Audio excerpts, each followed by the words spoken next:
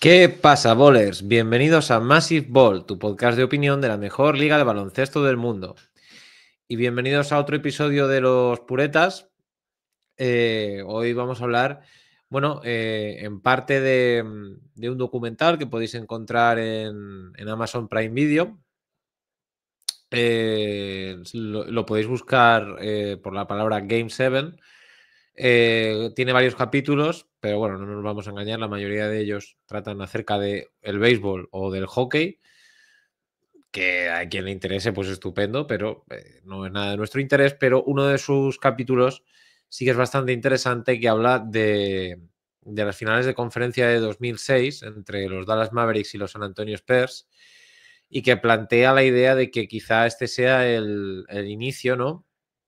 El principio en el que realmente se pudo comprobar que una estrella europea podía liderar un proyecto y podía llevarlo a lo más alto, incluso venciendo a un equipo que prácticamente pues, estaba dominando la década, aunque nunca pudo llegar a repetir, digamos, back to back.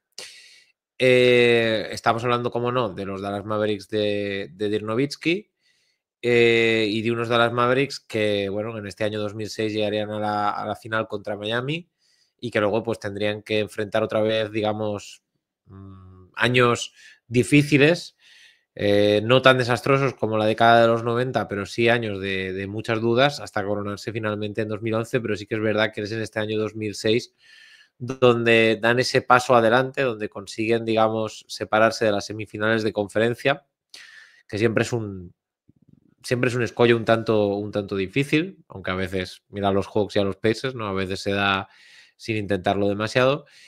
Y sobre todo, pues es un periodo bastante interesante, yo creo que para hablar tanto de documental como de este periodo, como de lo que significaron las estrellas internacionales que hoy en día, pues son la mayoría realmente. O sea, en cuanto a estrellas que lideran proyectos que consideramos que puedan ganar la NBA, la balanza está bastante igualada entre estrellas americanas y estrellas europeas, sino inclinándose incluso hacia las europeas. Y para hablar de todo esto, pues tenemos con nosotros a nuestro querido sexto hombre, Jacobo León. ¿Cómo estamos, Jacobo? Buenas, Mario, ¿qué tal? ¿Qué tal estáis todos? La verdad es que sí, que el documental es una gozada, completamente recomendable, ya no solo para fricazos como nosotros, ¿no? Que cualquier contenido audiovisual de baloncesto, sobre todo de NBA, nos lo papamos, sino lo que comentas, ¿no? Es decir, el documental ya, sí es verdad que le da un peso bastante importante a ese Game 7, ¿no? De las semifinales de conferencia contra San Antonio, pero yo creo que lo realmente chulo, ¿no? Es los distintos enfoques que le da, ¿no? Los diferentes puntos de vista, con declaraciones de jugadores, ya no solo propiamente el Game 7, ¿no? Sino todo lo que comentaste, Mario, de retrospectiva, todo lo que fue los Dallas Mavericks desde aquellos horrorosos años 90 hasta que llegaron Dirk Nowitzki y Steve Nash. Y muy importante también lo que comentas de lo que supuso para, digamos, quitar los prejuicios alrededor de la figura del jugador europeo en la NBA, ¿no? Hay una frase muy curiosa en el documental de Doc Rivers en tono chulesco, de que los jugadores europeos no defienden y demás. El Doc Rivers de entonces, claramente, ¿no? Creo que fue tras elegir a Nowitzki. Y es importante, ¿no? Porque yo creo que en esos playoffs de 2006 es cuando realmente, ¿no? Como es todo el hilo argumental del documental, un jugador europeo se puede considerar una superestrella en la NBA, porque sí es verdad que previamente hubo jugadores importantes, ¿no? Petrovic, estuvo también Kukoc, Blake Divac y compañía, pero yo creo que es Dirk Nowitzki, ¿no? Un poquito el que marca ese corte, ¿no? El que hace ese punto de inflexión en la NBA en lo que respecta al jugador europeo, y por eso también, ¿no? Quizás a lo mejor el documental peca un poquito de girar todo alrededor de Dirk Nowitzki, pero es que sin Dirk Nowitzki yo creo que no se entendería todo lo demás, ni cómo finalizó ese Game 7, ni todas esas líneas narrativas paralelas que siguen al documental, que como digo, no lo conocía y espectacular, muy bueno, muy recomendable. Sí, porque además yo creo que llama la atención el hecho de que no está... O sea, es un documental que se centra en los séptimos partidos que se Uh dan -huh. tanto en el hockey como en el béisbol como en la NBA, que yo supongo que si tiene nuevas temporadas, pues muy probablemente nos encontramos otros épicos séptimos partidos de la NBA, que de esos hay muchos. El que nos ocupa es este. Y bueno, pues para hablar de todo ello, por supuesto, hay que decir que Cuando las noches de NBA se hacen largas y los días pasados, siempre tendrás Massive Ball para pasar un buen rato. Comenzamos.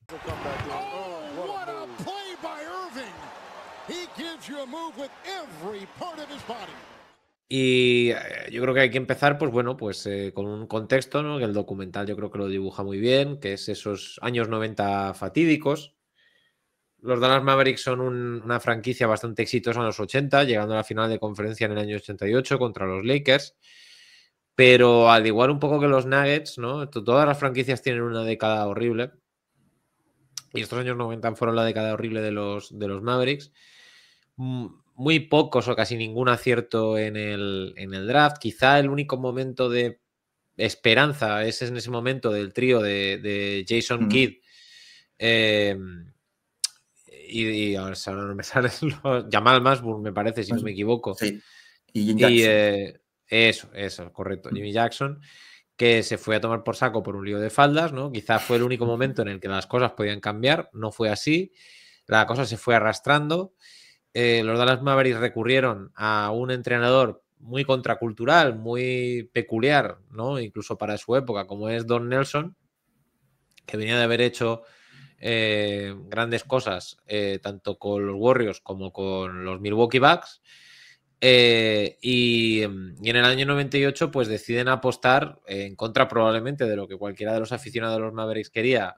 Apuestan por un chaval alemán de segunda división, pero bueno, hay que decirlo, es decir, no es por cualquier razón. Por un lado tenemos en el Nike Hoop Summit un Nowitzki que prácticamente destroza la competición a chavales de su misma edad, chavales que se considera que van a ser estrellas, y prácticamente los deja a la altura del betún, haciendo que Barkley incluso le ofrezca aquello de mira, yo te doy una beca para Auburn, sal de Alemania, tal, ¿no? Porque estábamos hablando de un 7 pies que tiraba como Los Ángeles.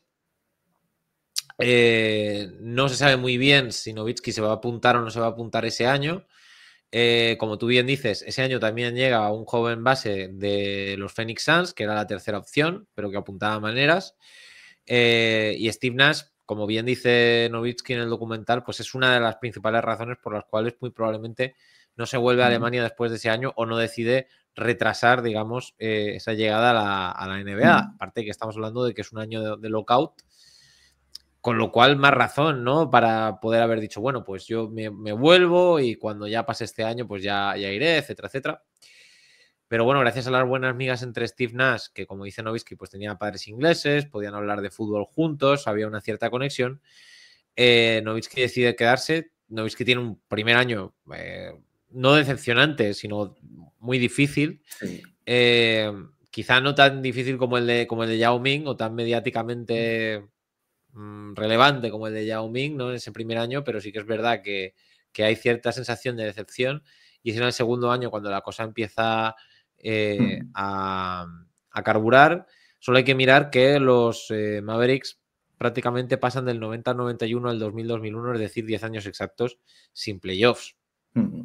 O sea que estamos hablando de un desastre tipo el de Sacramento Kings o el de Minnesota Timberwolves en su momento, una franquicia timorata que no sabe a dónde va, que empieza a remontar el vuelo gracias, digamos, yo diría que al liderazgo de Don Nelson, y sigue, digamos, con esa ascendencia positiva gracias a que lo compra Mark Cuban, que decide remodelar, renovar la franquicia, comprar un avión privado, rediseñar todos los vestuarios, convertir a los Dallas Mavericks en una de las franquicias, digamos, más modernas o tomando pasos más adelantados respecto al resto de franquicias. Pero bueno, no podemos decir que, o sea, Mark Cuban ayudó muchísimo, fue muy importante, es un músculo financiero sobre todo, pero bueno, o sea, realmente este proceso contracultural yo creo que empieza un poco con Don Nelson, que es un poco el que diseña este estilo un poquito run and gun, ¿no? De Nash, de Nowitzki, de Finley, de anotar muchos puntos, de defender lo que se pueda y de ver hasta dónde podemos llegar. Y lo que suele pasar en los equipos jóvenes, ¿no? Que al principio, pues la alegría de plantarte en unos playoffs y encima ganándole a unos Utah Jazz que ya estaban talluditos, pero que bueno, era un equipo serio. Te la pegas contra San Antonio, contra el hermano mayor de Texas, un poco que también es uno de los puntos importantes del documental. Pero claro, estás contento, ¿no? O sea, después de 10 años sin playoffs has llegado a una segunda ronda. Y como siempre suele pasar, la siguiente pregunta es ¿y ahora qué? ¿Y ahora qué vamos a hacer? Y aquí es donde empiezan a surgir las dudas respecto a si Nowitzki puede liderar o no puede liderar esta aventura.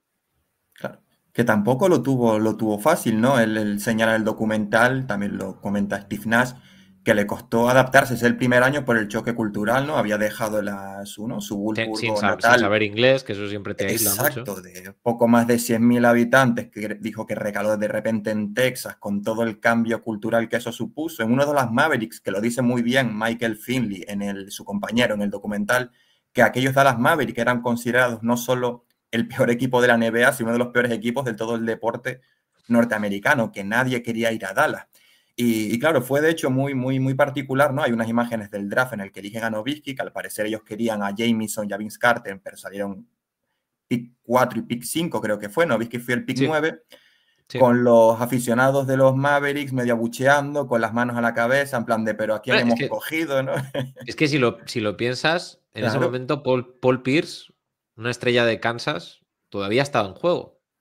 O sea, quiero decir, muchos fans de los Mavericks probablemente pensaban, bueno, este es el momento de hacernos con Pierce, ¿no? Es un jugador contrastado, lo hemos visto en la universidad, lo hemos visto en la March Madness, cuando esto importaba mucho, ¿no? O sea, cuando la información era escasa respecto a los prospects de la NFA, del draft, y había auténtico, pues, lo típico, fanatismo de, bueno, es que a este tío ya lo hemos visto en la universidad, lo hemos visto en momentos de tensión, entonces este sería el tío a elegir. Entonces, por mucho que los Mavericks tienen información confidencial respecto a Nowitzki, para los fans, esto pues como cuando los Knicks cogieron a Porzingis, ¿no? O sea, te da igual todo el potencial que tenga, sigue siendo un tío que no conocer de nada.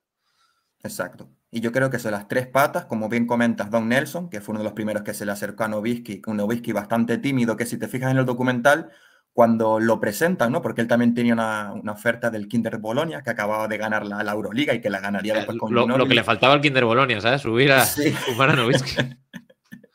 Pues muy curioso, porque el Nowitzki, ¿no? Con la típica peinado y camiseta de rayas muy de Salvados por la Campana, ¿no? De los años 90, pues se ve que antes de darle la mano como que se la seca en el pantalón, porque es que era un Nowitzki súper tímido, no es el Nowitzki que vemos ahora súper abierto con la prensa y demás. Sí, pero yo creo que eso, la pata fue Don Nelson, que le dijo, mira Nowitzki, esto va a ir poco a poco, no tengas presión y demás. Yo creo que también la segunda pata fue Mark Cuban, que fue Steve Ballmer antes de Steve Ballmer, ¿no? Un tipo que se implicaba al 100% en la franquicia, que entrenaba con los jugadores, que viajaba con ellos cuando iban a jugar fuera de Dallas, y también la llegada de Steve Nash.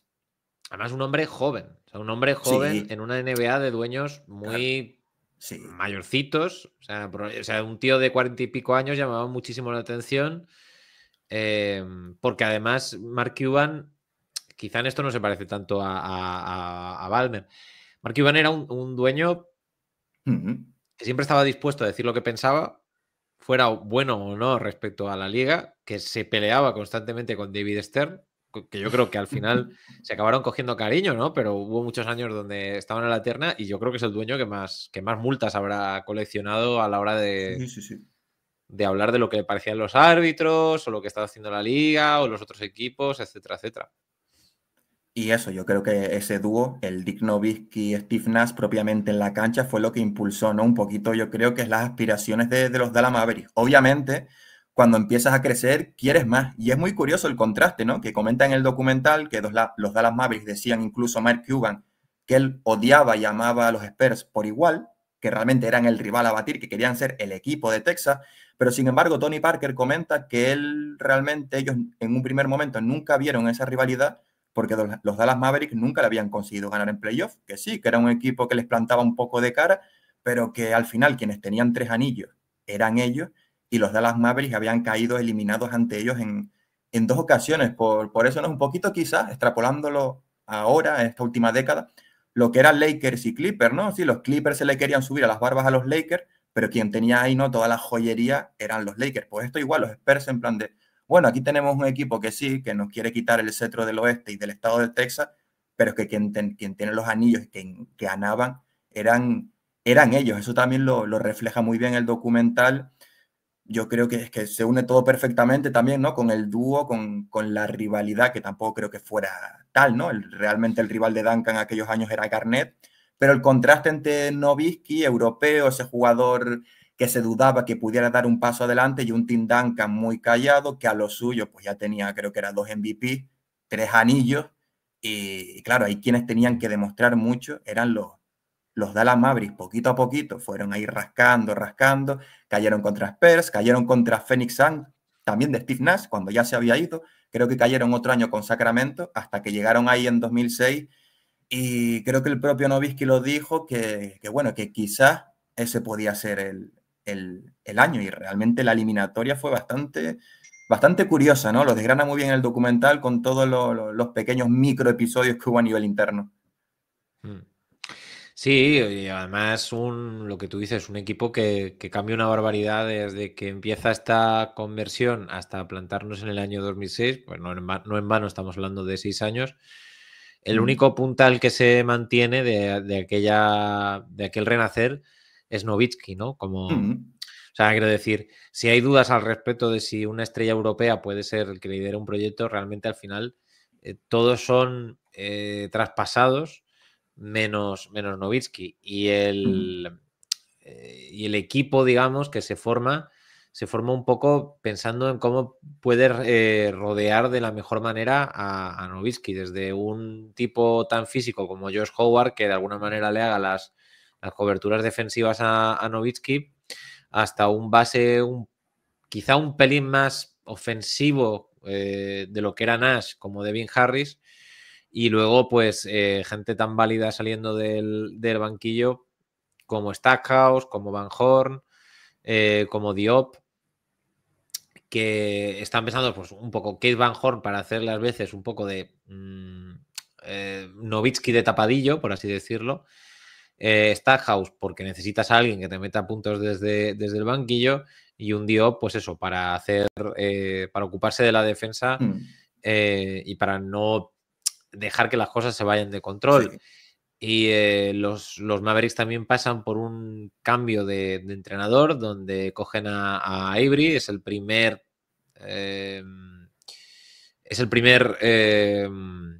trabajo como entrenador principal de Avery, probablemente el mejor que ha tenido en su carrera NBA, que quizá no ha sido tan brillante como uno podría suponer en el año 2006. Es un tipo que viene de haberse criado en los Spurs, que ganó el anillo del 99 con los Spurs, que los conoce muy bien.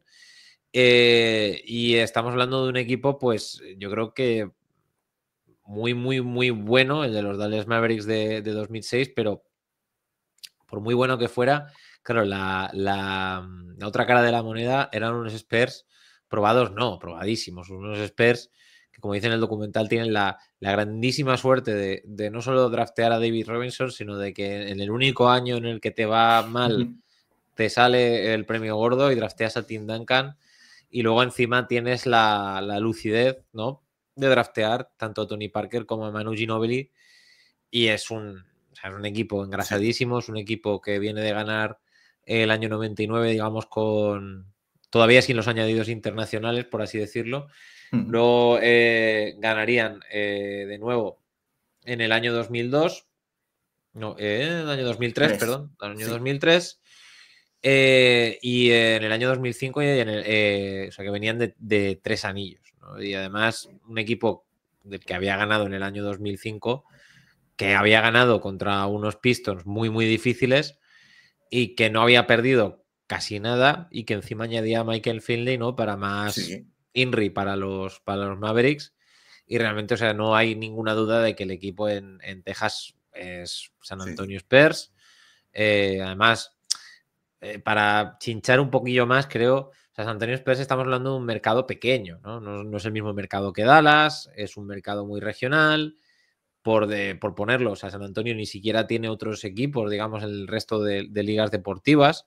Los Spurs no tienen competencia, son el equipo principal, y a pesar de sus limitaciones son, junto con los Lakers en aquella época, el mejor equipo de la liga, mientras que los Mavericks pues se tienen que ver en los 90 con quizá la mejor década de los Dallas Cowboys, ¿no? Donde ganan 3 títulos, con lo cual irrelevancia absoluta más no poder.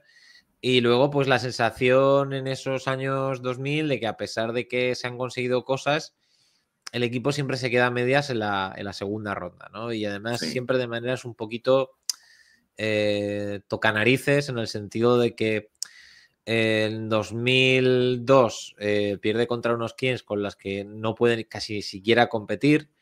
De hecho, una de las razones por las cuales se traspasa a Steve Nash, que Mark Cuban dice que es un gran error, que admite que es un gran error, fue que Bibi prácticamente se merendó a Nash, ¿no? O sea, la superioridad física de Bibi pudo mucho con Steve Nash, que era, todavía no estábamos hablando del Steve Nash con ese físico de ciclista que vendría en los Suns, ¿no? El Nash un poco casi que parece un conejo de lo fibroso que está, que está hecho para correr y correr y correr y correr. Y es ese Steve Nash que llega a los Suns, que revoluciona la NBA, la que les gana en el año 2005. O sea, quiero decir que parece que siempre están en el lado contrario, ¿no? Del asunto, ¿no? Nunca están en el lado ganador de la NBA. Y a pesar de que en este año 2006 pues le han dado una paliza a unos Grizzlies de Pau Gasol, que si estamos hablando de equipos perdedores, pues en fin, o sea, los pobres Grizzlies de Pau Gasol que no vieron ni una sola victoria en playoffs, se plantan contra unos Spurs y la sensación es, bueno, va a estar reñido, pero los Spurs tienen la experiencia, tienen los jugadores, tienen una serie de jugadores probados, los Mavericks han perdido jugadores clave, y aparte, pues bueno, quiero decir, hay grandes jugadores, pero bueno, nadie sabe decirte si Jason Terry va a ser la diferencia, digamos, por ejemplo, entre unos Mavericks que funcionen mejor o peor. Al fin y al cabo, Jason Terry venía de hacer grandes temporadas en Atlanta, con muy buena anotación, pero no estamos hablando, digamos, del base clásico, digamos, que podía ser Steve Nash. Es un base más anotador, ¿no? Por así decirlo. Incluso en ocasiones escolta. Bueno, si hablamos de si hablamos de cómo fue esta serie, es una serie que, como bien dice en el documental, se podía haber acabado en 6 partidos perfectamente, de no ser porque Jason Terry le suelta la manita y le pega las pelotas a Michael Finley, quizás hubiera quedado en 6 partidos, pero claro, o sea, darle a los San Antonio Spurs la más mínima de las... Perdón, esto es en el 5º partido. La más mínima de las oportunidades, pues siempre es un error. Jason Terry no juega en el 6º, los Mavericks pierden y llegan a un 7º donde pues hay cierto nerviosismo. Además, un 7º en el que la primera parte de Nowitzki no es demasiado buena, Tim Duncan juega a lo suyo prácticamente y encima con los Spurs que primero se encuentran abajo en el marcador, pero van rascando con la tranquilidad que da la veteranía de saber que eres muy bueno, y se plantan de repente arriba en el marcador con apenas segundos por delante. Y quizá, hombre, yo creo que la imagen icónica de Nowitzki que se ha instalado en todas nuestras cabezas es, bueno, para mí es, ¿no?, esa jugada que, si no me equivoco, es en el partido número 2, en el American Airlines contra Miami en 2011, donde Bosh lo está defendiendo y decide ir a la canasta y acaba en una bandeja que casi tapona a Wade, pero que logra anotar, sentenciando el partido. Pero quizá hasta entonces la imagen icónica de Nowitzki era esa imagen de él, al contrario de lo que se supone que es su juego, no tirando, aprovechando su longitud. Al fin y al cabo estamos hablando del Wembanyama de la época, por así decirlo. O sea, es decir, un tipo que antes de que llegara Durant, o sea, un tipo que simplemente por la altura a la que tiraba el balón nadie podía molestarle, pero sí que podían fastidiarle, ¿no? Entonces, tirar siempre era una buena opción, pero en esta ocasión decide ir a la canasta, decide finalizar en el aro con una falta de Ginóbili de por medio, Sí. consigue el 2+1 y pone el empate en el marcador y logran sentenciar esto en la prórroga. Aún así, quiero decir, es curioso porque la misma, por así decirlo, la misma certeza que de repente se instaló respecto a que Nowitzki era un jugador que podía llevar adelante un proyecto ganador, quizás en las finales se fastidia un poco ese asunto, ¿no? Y queda Wade un poco como al final, que incluso la gente puede decir, oh, ves, pero al final el jugador americano es el que tiene más fortaleza mental, el que juega más fuerte, el que defiende más. No lo sé. Hombre, yo sí que sé que, por ejemplo, un jugador como Joel Embiid, pues firmaría, ¿no? Algo como esto. ¿Tú qué piensas del documental y en general de esta serie que se nos presenta, en concreto del séptimo partido? A ver, es bastante curioso, ¿no? Porque todas las veces en los que los Dallas Mavericks han tenido las apuestas, todo en contra, ¿no? También pasó con el anillo de 2011, que justamente les llegó cuando nadie apostaba por ello. Pues en el documental decían, ¿no? Que en ese Game 7, que todas las apuestas estaban del lado de los Spurs, ¿no? Se ven analistas, aficionados y demás hablando y todos votaban a favor de San Antonio. De hecho, creo que el documental empieza con una frase que es ¿hasta qué punto es difícil ganar un séptimo partido como visitante, ¿no? Porque resulta que de los 151 Game 7 que ha habido en la historia de la NBA, 102, es decir, un 74-75%, lo ganaron los equipos locales. Es decir, esto de tener el factor cancha en playoff no es baladí, no es un capricho de los entrenadores, no es estatus ni nada, es que te da bastantes probabilidades de poder ganar. Respecto a la serie, yo creo que es vital tres momentos en concreto, ¿no? Uno es el Game 5, ¿no? El puñetazo in the middle de Jason Terry a Mike Finley, que yo creo que es el típico, es como lo que hizo Draymond Green, ¿no? 10 años después, pero 10, o sea, una década antes, yo creo que sirvió para unir al grupo. Después en el Game 6, ese tiro de Nowitzki desde la esquina, bien defendido, que es lo que después se le acercó a Barry Johnson, el técnico, y le dijo que la próxima vez que se viera tan defendido, que fintara, que intentara hacer otra cosa, que fue curiosamente... Pero tú eres una estrella, entonces muy probablemente claro, el pito vaya a nuestro favor. Claro, exacto. Y en el Game 7, cuando todo el mundo esperaba que hiciera su típico fade away, su tiro en suspensión, lo que hizo fue atacar el aro, sacar la falta y al final ganarían el partido en la prórroga. El propio Dirk Nowitzki diría que esa, ¿no? Dice en el documental que él considera que esa es la serie en la que mejor jugó de su carrera y que algo tan... Yo no estoy de acuerdo, pero... No, él lo dijo. Y que algo tan particular como haber decidido, en vez de tirar, atacar el aro, que cree que le sirvió para romper una barrera en su favor de autoconfianza y también de aumentar su dimensión como jugador, ¿no? Es decir, de tener más recursos, de saber que se podía echar el equipo a la espalda. Un Dirk Nowitzki que claro, que, a ver, se había quitado un peso de encima, ¿no? Había demostrado cosas, había sido all-star y demás, pero yo creo que le seguía un poquito por un lado la timidez y por otra parte, que le acompañaría hasta 2011, yo creo que él se creía un poco esa aura de perdedor, ¿no? De que no iba a ganar el anillo, después las finales perdidas contra Miami quizás profundizaría en esa herida, pero yo creo que lo importante son las preguntas que se plasman, ¿no? Que se lanzan en el documental. La primera es, Dirk Nowitzki demostró que que los jugadores europeos sí podían ser superestrellas en la NBA, y más importante, ¿no? Sobre todo a nivel colectivo, que los Dallas Mavericks se pusieron en el mapa, porque seguramente si no hubiera ganado esa eliminatoria, yo creo que la aura ¿no? de perdedor se hubiera podido mantener bastante más, y quién sabe si a lo mejor hubiera derivado en más cambios, incluso un posible traspaso de Nowitzki en el caso de que no hubieran podido, digamos, sacar esa eliminatoria adelante. Yo creo que fue un golpe sobre la mesa de Nowitzki, ¿no? Después del jugador europeo en toda su dimensión y después de los propios Mavericks, una eliminatoria en la que también estaba Tony Parker, un Tony Parker a que también le costó mucho ganarse un hueco en la NBA. El propio Parker llegó a reconocer que él no sabía si iba a tener una carrera extensa en la NBA. Dirk Nowitzki, antes yo de creo que darle Popovich Dirk le Nowitzki hizo antes un bullying claro. que claro, que es como para dudar si vas a entrar o no vas a entrar, pero bueno. Es que Popovich, yo creo que si Dirk Nowitzki fue el que, digamos, el punto de inflexión del jugador europeo en la NBA, yo creo que Popovich fue el técnico que expandió la fórmula internacional en la NBA, porque esos 10, 15 años fue uno tras otro de jugadores internacionales en el equipo que funcionó muy, muy, muy bien. Yo creo que eso es otra cosa que también quiere mostrar el documental, que pese a que los Spurs hayan perdido, también la figura de Popovich y de los Spurs como franquicia también fue muy importante en el asentamiento del jugador europeo en la liga, que ahora ya con los Jokic, Anteto, Doncic y compañía, ¿no?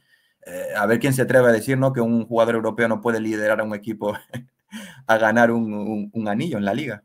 Bueno, solo con Jokic ya Sí. está más claro que el agua. Pero, claro, sí, es lo que tú dices, tienes toda la razón. Lo que pasa es que habrá gente que está escuchando esto y a lo mejor está diciendo, hombre, pero ¿y qué pasa? O sea, Tony Parker, Manu Ginóbili, Pau Gasol, o sea, sí que las estrellas internacionales estaban valoradas, ya, pero es que estamos hablando de ser la primera opción, de ser jugador franquicia, de ser el... Exacto.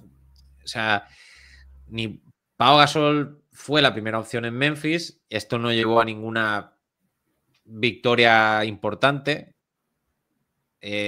Tony Parker quizá daría ese paso en el siguiente año, en 2007. Con el MVP de las finales, sí. Manu Ginóbili siempre salió como sexto hombre. Luego, ¿estaban bien valorados los jugadores internacionales? Sí, o sea, sí, no hay más que ver que en el 2006, en este mismo año, la primera elección es Andrea Bargnani. Es decir, el efecto Nowitzki es muy amplio y hace que llegue mucha gente, ¿no? Solo la idea de hombre alto tirador ya se convierte en un prototipo, ¿no? A aspirar. Hoy en día es como que lo de tirador ya es, bueno, o tiras o no juegas.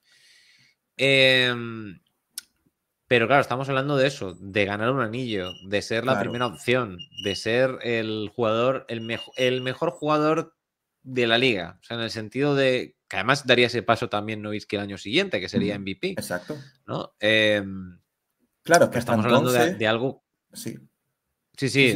Además, le dan el MVP ya eliminado de los playoffs para. O sea, es decir, es un momento así bastante fastidiado.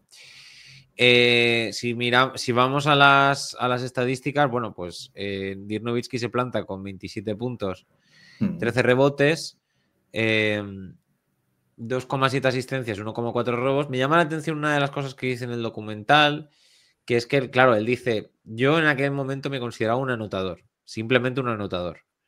No era un playmaker, no era un defensor. Mi labor era... Me llama la atención que se limite, digamos, a una calle tan estrecha. Probablemente tenía razón.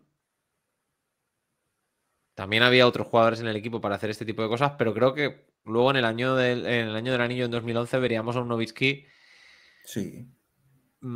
por lo menos a nivel de playmaking, yo creo que mucho más avanzado, con la técnica ya depuradísima, y luego a nivel de defensa, pues oye, por lo menos estar donde tienes que estar, es decir, entender cuál es tu posición y dónde tienes que colocarte, ¿no?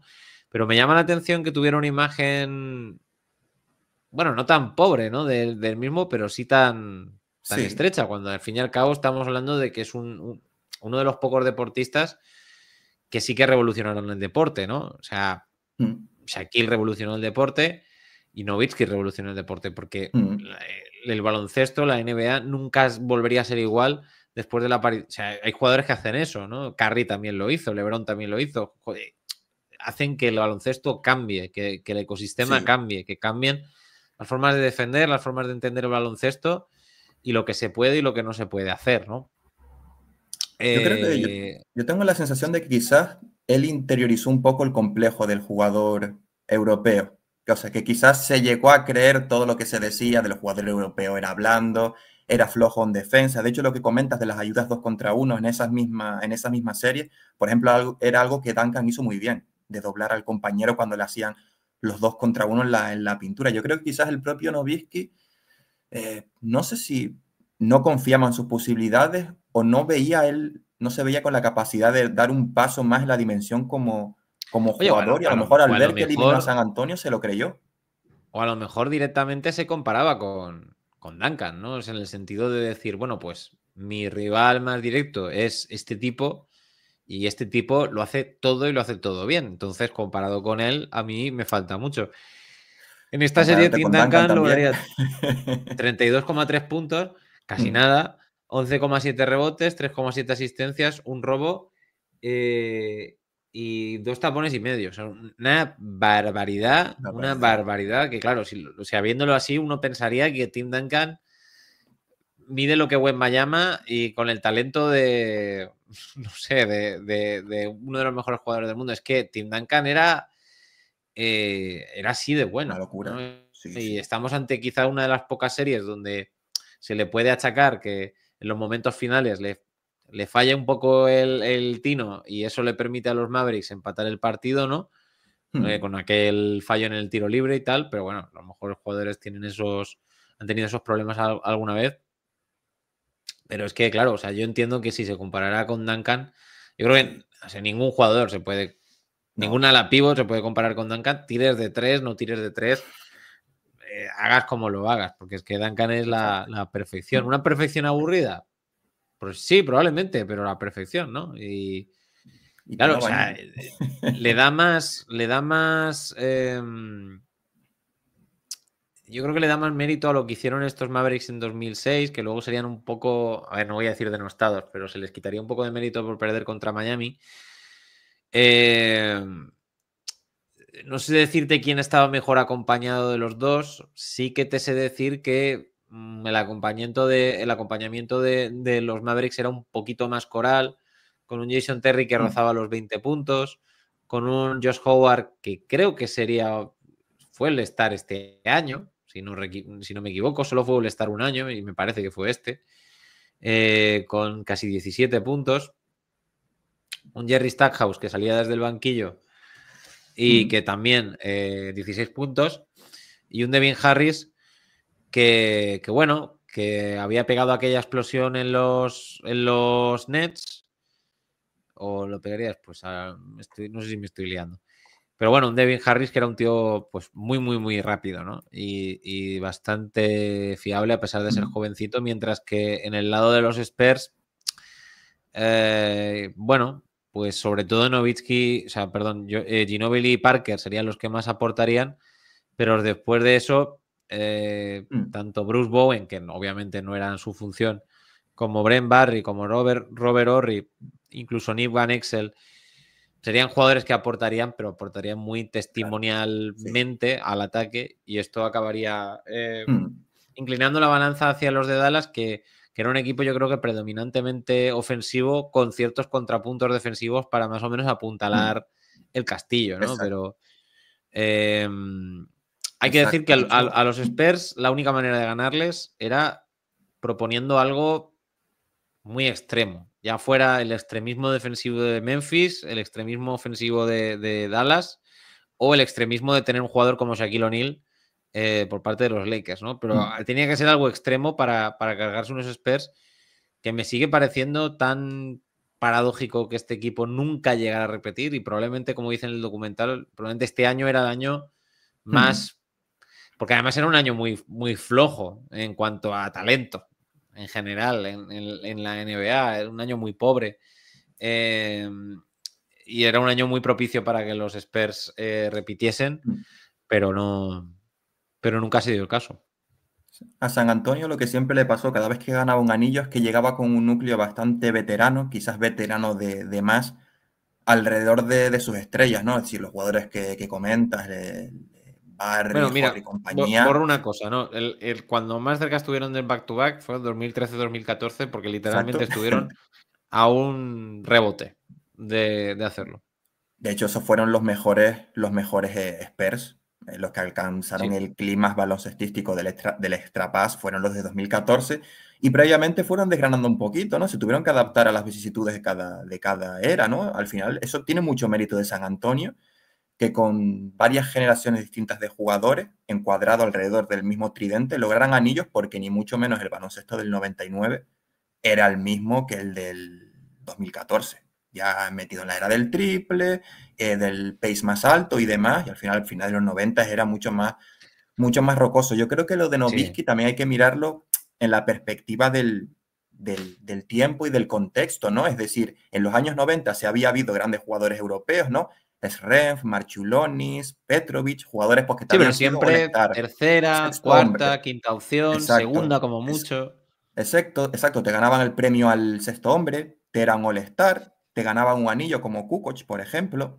Tenías a Petrovic, que fue All-NBA y el tercer quinteto, pero es eso, te faltaba, eran complementos, te faltaba ese europeo, ¿no? De primera línea de liderar un proyecto, y yo creo que esa es una barrera, ¿no? Que rompió el Nowitzki. Tony Parker acaba el documental diciendo que Nowitzki para él es el mejor europeo de la historia. Se lo puedo comprar si lo situamos en su contexto, porque a día de hoy yo creo que Jokic ya está por Sí, encima. Pero es verdad que el sí, sí. paso que te dio Nowitzki en su momento es lo que dices, es como Curry, como Magic, como Jordan. Nowitzki a su manera también cambió el baloncesto. Jokic es un fuera de serie, pero digamos, por decirlo de alguna manera, que se encontró una NBA ya dada, ¿no? Sí. Para mí, bueno, Jokic obviamente entra en una senda más aplanada, sin tantos prejuicios. A los Mm, Nuggets no les cuesta mucho decir la opción no es otro jugador internacional, bosnio, eh, no es Nurkic, sino es Jokic, ¿no? No les cuesta tomar esa decisión, incluso Mike Malone, que ya tiene su sistema de Princeton Offense con DeMarcus Cousins en Sacramento Kings, que no le dejaron evolucionar, aplica esa misma filosofía con Jokic y los Nuggets. Y lo que dices hoy en día, yo creo que nadie duda que un jugador internacional pueda ser mm, tu jugador estrella, el jugador que te gane un anillo, sea Jokic, sea Doncic, mm. que aún tiene que demostrarlo, sea Shai Gilgeous-Alexander, que es canadiense. Mm. Ya sé que esto cuenta como casi internacional, pero cuenta. Si es Eh, verdad, ya, si es verdad que falta todavía quizás romper un poco la barrera de los hombres bajitos. No hay sí, una claro. O sea, gran hasta ahora base han sido. europeo. Es Exacto, verdad, hombres hasta ahora han altos, ¿no? sido. Claro, pero. Pues, o sea, ahí podríamos colocar a Shai, pero podemos considerar a Luca bajito. O sea, Luca es un tanque. Un tanque fofo a veces, Sí. pero es un tanque. Es que es curioso Eh, porque mientras que Pau, ¿no? Y Noviz, que los 2000 eran grandes jugadores, All-Star, por allí pasaron sin, o sea, con muy poca relevancia jugadores como Djordjevic, como mm, Masillauska y como mm, Jasikevičius, o sea, mm, leyendas en Europa que en la NBA, sin embargo, mm. jugarían 1 o 2 años a lo sumo. Es decir, no sé si es el físico, si es la manera mucho más pausada de leer el baloncesto en Europa, pero es verdad que bases europeas en la NBA que tú digas que haya dominado, más allá de Parker, obviamente, eh, cuestan. Es que, claro, Parker tenía una velocidad endiablada. En su momento era uno de los Sí. jugadores más rápidos de la NBA. Si eres un jugador europeo, que por lo general lo que te gusta es jugar a tu tempo, necesitas un físico como el de Doncic que te permita prácticamente Mm, tener al rival pegado al costado y que apenas te molesta para poder hacer lo que tú quieres hacer, ¿no? Eso es muy difícil, ¿no? Si eres Calates, es muy difícil que juegues a lo que tú quieres jugar porque el físico no te lo permite. mm. Sí, tienes razón, o sea, muy probablemente necesitamos, quizás ese sea el siguiente paso, ¿no? Un nuevo ¿Qué chacho. te digo yo? O incluso un intermedio, ¿no? Incluso un, Mm, un alero potente, internacional, capaz de, de estar ahí con el resto de alas, digamos, de mm, americanos. Pero también es verdad que yo creo que el tema del físico se ha ido más o menos igualando porque la formación europea ha sido tan superior en cuanto a formación de baloncesto a la americana que se ha ido malogrando por el tema de los AAU, mm, que realmente ya es casi elitista, digamos, al llegar al baloncesto, porque tienes que pasar por una serie de talleres, de ligas, de viajes que requieren un dinero, etcétera, etcétera. Y bueno, por no hablar de la explosión de los Nepo Babies, que eso es otro capítulo que podríamos hacer de la NBA, donde prácticamente pues, está lleno de hijos de exjugadores, etcétera, etcétera. A ver, normal. Mezcla de genética y dinero. Pero sí, muy probablemente esa sea la asignatura pendiente de los jugadores europeos, ¿no? Encontrar un jugador europeo, pues, bueno, de un físico bueno, te voy a decir normal, pero vamos. Pero, por ejemplo, yo qué sé, incluso es que incluso los jugadores exteriores, nunca fue una estrella como tal, pero fue un gran jugador. Como fue Turkoglu, era un jugador que era un jugador alto, pero casi ejercía de base, por lo menos en aquellos Orlando Magic. Pero sí, no ha habido un bajito. No ha habido un bajito que... Es que es muy complicado. Es muy complicado. Sí. Además, es que el tipo de bases que se generan en Europa, el castigo que puedes llegar a... O sea, puedes tirar bien de 3, ¿no? Pero hay un castigo físico ahí importante que, bueno, está por ver todavía que llegue el siguiente jugador. Lo que pasa es que cuando hablamos de jugadores internacionales, que a mí siempre me llama la atención porque dicen, hombre, es que están dominando la liga. Dicen, bueno, claro, estamos cogiendo a los 3 o 4 mejores de todo un continente. Vale que Exacto. Estados Unidos es grande como son 300 millones de personas, pero la muestra a través de la que te mueves en Europa es enorme, ¿no? Entonces... no sé, yo lo que te deseo como fan de los Utah Jazz que eres, que Markkanen, por lo que sea, demuestre que puede seguir los pasos de Nowitzki, pero lo veo complicado. No por falta de talento, pero me parece a mí que Utah le queda todavía. Por falta de ganas de la gerencia, quizás más que por falta de. Bueno, no será porque Hardy no les esté diciendo. Me gustaría ganar, si fuera posible. Pues bien tirado lo de Utah Jazz, porque por ahí estuvo un Raúl López, que varias lesiones de rodilla, quién sabe, si no privó de ver, pues, hombre, el nuevo John Stockton, muy complicado, porque hablamos de un histórico, una leyenda de la NBA. Pero es que la idea cuando se reclutó a Raúl López era intentar que tomara el testigo de Stockton. Que es poca broma, ¿eh? Poca broma. Sí, bueno, no, hubiera podido ser una combinación curiosa, ¿no? Esa combinación Kirilenko y Raúl López más lo que hubiera llegado después. Bueno, pues por nuestra parte vamos terminando, vamos bajando la persiana. Os animamos a que veáis este documental que se llama Game 7, que está en Amazon Prime Video, que muy probablemente tengáis Amazon Prime, porque si estáis aquí en Twitch, muy probablemente tenéis Amazon.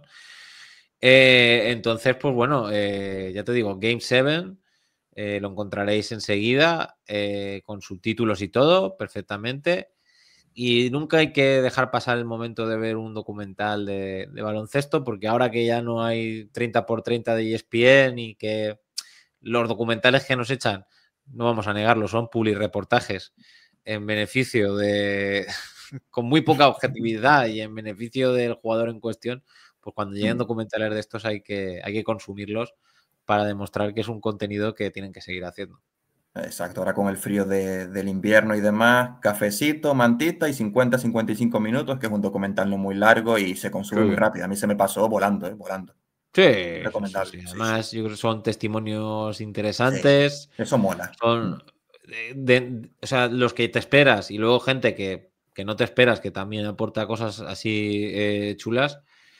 Y bueno, pues sobre todo para los fans de Dallas y de Nowitzki, que está claro que hay muchísimos. Y oye, quién sabe si algún día veremos un documental parecido de Luka, un Luka que ya ha llegado a las finales, a lo mejor pues no de manera tan rimbombante como Nowitzki, ¿no? Pero que bueno, que ya ha dado ese paso, ¿no? Ahora ya solo falta el siguiente. Que empiecen por la copa. Que empiecen por, sí, pues mira, la copita. Vamos a ver en qué acaba la copita. Pues nada, nos despedimos, señores. Muchas gracias a Masifol por decir que yo he quedado a mitad de tabla lo de la porra de la NBA Cup, porque eso es como decir que Valencia está en la mitad de la tabla de la Liga. Muchísimas gracias por echarme ese capote. Nos vemos en el programa que viene. Hasta luego. Chao, chao.